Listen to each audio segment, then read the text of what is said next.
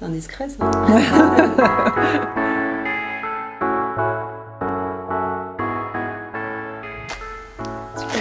Donc moi je suis Karine Even, je dirige le cabinet conseil en recrutement Un Autre Regard, cabinet composé aujourd'hui de 4 personnes en mission RH et en communication. Et je suis Ludivine Poli, je suis coach en images et formatrice et je dirige Learnim, un centre de formation spécialisé en images et en savoir-être professionnel.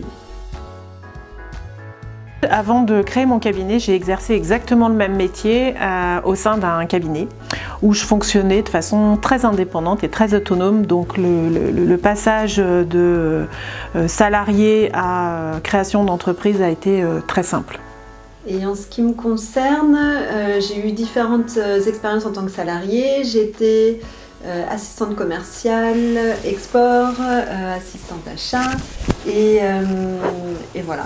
C'est grosso modo les postes que j'ai occupés et avant ça j'ai une formation de master en commerce international, de BTS assistante trilingue, voilà, plein d'expériences super enrichissantes sur la diversité culturelle essentiellement.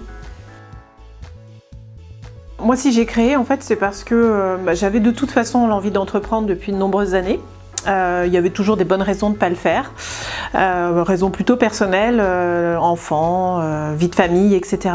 Et puis il y a un moment en fait, l'adéquation avec l'entreprise dans laquelle j'étais était plus tout à fait celle que je souhaitais. Et là la question s'est pas posée très longtemps en fait, je me suis dit que c'était l'occasion et que c'était l'élément déclencheur pour m'installer. En ce qui me concerne, j'ai toujours eu envie d'entreprendre. Aussi, j'étais baignée là-dedans, mes parents étaient entrepreneurs et voilà. La vie personnelle a fait aussi que ça s'est imposé comme un choix qui était idéal pour moi entre ma vie pro et ma vie perso et j'adore entreprendre.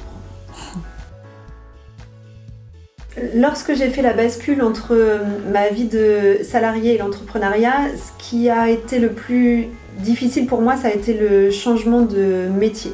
Le conseil en image, c'était un métier nouveau pour lequel je me suis formée et je pense que ça a été une difficulté supplémentaire pour entreprendre. C'est-à-dire que j'avais pas toute l'expertise que j'avais pu avoir dans le salariat, donc c'était un nouveau challenge pour moi d'exercer à la fois en tant qu'entrepreneur, mais aussi sur un domaine qui était nouveau. Maintenant, ce qui m'a aidée aussi, c'est que ce métier de coach en image et cette formation que j'ai pu avoir m'a permis d'adopter la bonne posture lorsque j'ai exercé et ça a été aidant pour moi, pour évoluer sur un domaine d'activité qui était éloigné de ma précédente activité professionnelle. Moi, le passage du statut salarié à entrepreneur n'a pas été très compliqué dans le sens où je suis restée sur le même métier, contrairement à Ludivine, et en plus avec un système précédemment qui faisait que j'étais très autonome et très indépendante dans mon organisation.